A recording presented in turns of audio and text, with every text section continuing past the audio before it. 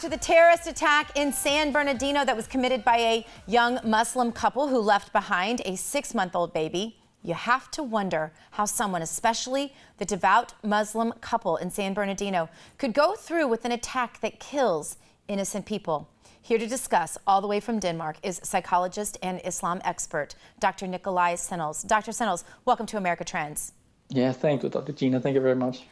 First, I have to tell you that I've used your work a lot in my work and that I am working on a book, and I've quoted you quite often because you will say things regarding the research you've done on Islamic criminals that no one else is saying, and frankly, is what we refer to as politically correct in the United States. How is it received in other parts of the world, your research that is? Well, I think it's spreading quite a lot. There's quite a lot of interest in it.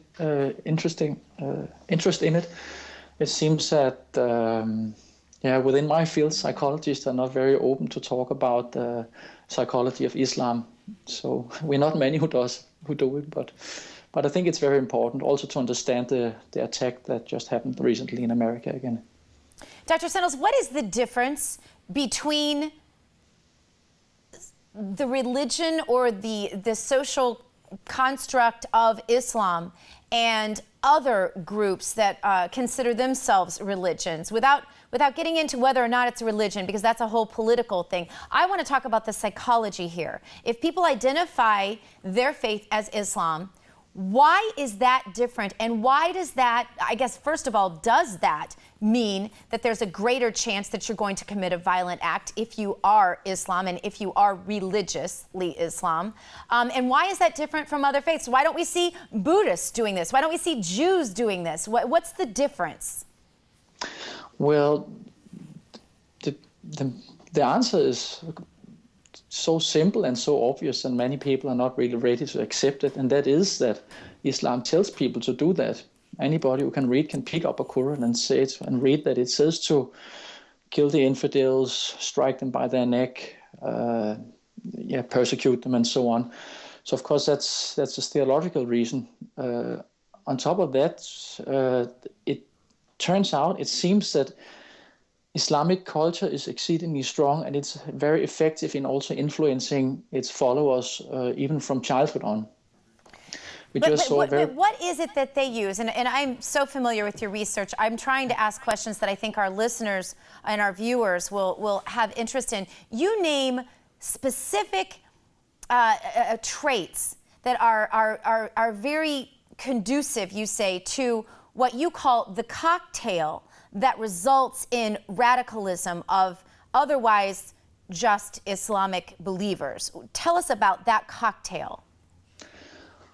Well, a recent study from Germany actually was conducted by a former Minister of Justice in Germany, shows that Islam is the only religion where people become more prone to violence the more religious they are.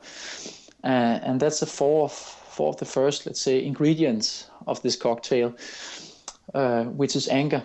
It simply turns out, also both from my own experience from working with Muslim clients and also from research, that Islam has accepts anger and aggressions to a much higher degree than other cultures.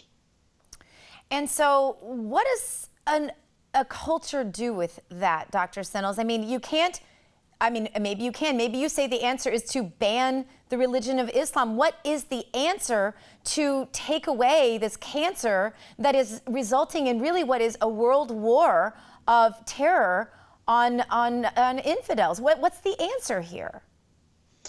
Well, I think looking from Europe, it seems that America now, that your president has decided to make the same mistake that we did here in Europe, and that is to import large amounts of followers of this religion. And clearly, if you, let's say, invite a lot of people, you're not just inviting people, you're also inviting culture.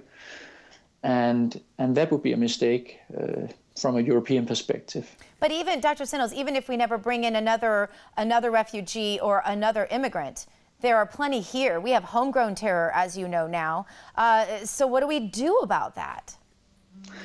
Well, you have to well, from the perspective of a psychologist, you would have to look for the source of this psychological influence, and that would mainly be the mosques, which have a very strong influence in Islamic culture. If you really get into studying Islamic cultural psychology, you would find out that religion has a very central place in that culture, and the source of that influence, the source of that power, mainly comes from the mosque and from Islamic spokesmen. And therefore, I would be very careful about how much space I would allow such organizations and institutions in an open and vulnerable society like our Western societies. We're almost out of time, but I have one more question for you. For parents out there who perceive their children to be alienated from culture, which is one of the things that you mention in your numerous articles that I hope people will read, and your books. You mention also that people have to have a sense of victimization, but you also mention this cultural violence. What can parents watch for to make sure that their children aren't the ones that are radicalized? Well, the main again, I'll go back to the first study that I mentioned before from Germany, that is an increased interest in Islamic religion is what makes people more prone to violence. And if I would have a child, or if I have a friend who had children who would become more interested in that, I would strongly warn against taking the scriptures literal, because that's where it becomes violent. All right, Dr. Sennels, we appreciate your work. I hope you'll keep working on it. We appreciate you taking the time from, I don't even know what time it is where you are, to be with us all the way here in the United States, and God help us all. Thank you so much for what you've done. Yeah, thank you for having me.